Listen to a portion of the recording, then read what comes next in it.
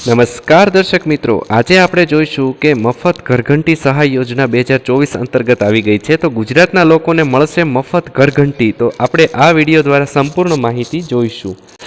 તો દર્શક મિત્રો, ઘરઘંટી સહાય યોજના હેઠળ આપણે જાણીશું કે ઘરઘંટી સહાય યોજના વિશે આપણે સંપૂર્ણ માહિતી જાણીશું, જેવી કે આ યોજનામાં તમને શું શું લાભ મળશે, આ યોજનાનો હેતુ શું છે, આ યોજનાનો લાભ મેળવવા માટે કયા કયા ડોક્યુમેન્ટ જોઈએ છે, આ યોજના હેઠળ તમને કેટલો લાભ કે કેટલી સહાય મળશે વગેરે વિશે આ વિડીયોમાં આપણે માહિતી જોઈશું.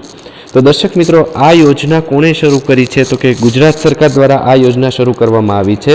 તો કે શું લાભ મળશે? તો કે આ યોજના અંતર્ગત આપણને ઘરઘંટી મળશે. અરજી કરવાનો પ્રકાર કેવો છે? તો કે અરજી કરવાનો પ્રકાર ઓનલાઈન અરજી આપણે કરી શકશું. યોજનાનો ઉદ્દેશ્ય શું છે? તો કે ગુજરાતના નાગરિકોને આત્મનિર્ભર બનવા માટે સત્તાવાર વેબસાઇટ કઈ છે? તો કે e-samajkalyan.gujarat.government.in આ વેબસાઇટ ઉપર આપણે ઓનલાઈન અરજી કરી શકશું.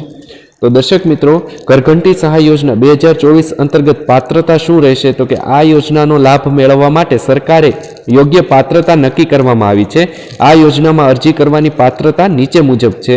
તો કે તેની અંદર સૌથી પહેલા આ યોજનાની અરજી કરવા માટે મહત્તમ ઉંમર મર્યાદા 16 વર્ષથી લઈ અને 60 વર્ષ સુધીની હોવી જોઈએ. અરજદારની વાર્ષિક આવક, જો તે ગામડામાં રહેતો હોય તો તેની આવક વધુમાં વધુ 1,20,000 અને શહેરમાં રહેતો હોય તો તેની આવક વધુમાં વધુ 1,50,000 જેટલી હોવી જોઈએ અને નગરપાલિકા અધિકારીને આવકનો પુરાવો રજૂ કરવાનો રહેશે. તો કે આ યોજનાની અંતર્ગત આટલી આવક હોવી જરૂરી છે ઓછામાં ઓછી. આ યોજનાનો લાભ આર્થિક રીતે નબળા લોકોને મળવાપાત્ર રહેશે. એટલે કે આ યોજનાનો લાભ જે છે તે આર્થિક રીતે નબળા જે લોકો છે તેને મળવાપાત્ર આ યોજનાનો લાભ રહેશે. આ યોજનાનો ખાસ ઉદ્દેશ્ય છે કે વિધવા અને વિકલાંગ લોકો માટે પણ ખુલ્લી મૂકવામાં આવેલી છે.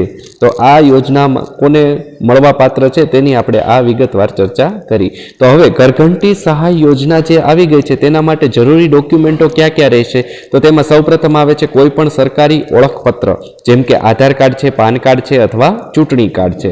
ત્યારબાદ તો કે પાસપોર્ટ સાઇઝના ફોટોગ્રાફ જોશે. ત્યારબાદ તમારી સિગ્નેચર એટલે કે સહીની જરૂરિયાત રહેશે.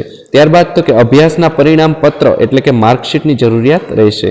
ત્યારબાદ ડિગ્રી સર્ટિફિકેટ જો હોય તો, ત્યારબાદ જાતિનો દાખલો, ત્યારબાદ લિવિંગ સર્ટિફિકેટ, ત્યારબાદ તો કે અન્ય મહત્વના કાગળો. તો કે આટલા ડોક્યુમેન્ટ જે છે તે આ યોજના માટે જરૂરી રહેશે. હવે આ યોજના અંતર્ગત આપણે અરજી કેવી રીતે કરવી તેની માહિતી આપણે લઈએ. તો કે આ યોજનામાં અરજી કરવા માટે સૌપ્રથમ તમારે કુટીર અને ગ્રામીણ ઉદ્યોગ કમિશનર શ્રીની e-kutirgujarat.government.in ની વેબસાઇટની મુલાકાત લેવાની રહેશે.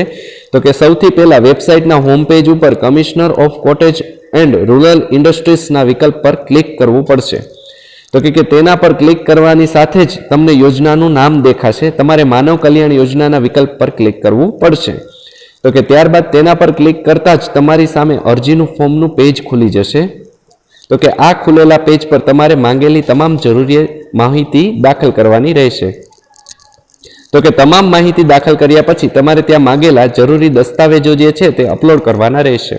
તો કે પછી છેલ્લે તમારે સબમિટ ઓપ્શન બટન પર ક્લિક કરવાનું રહેશે અને તમે પણ આ રીતે તમે યોજનાની અંદર અરજી કરી શકશો.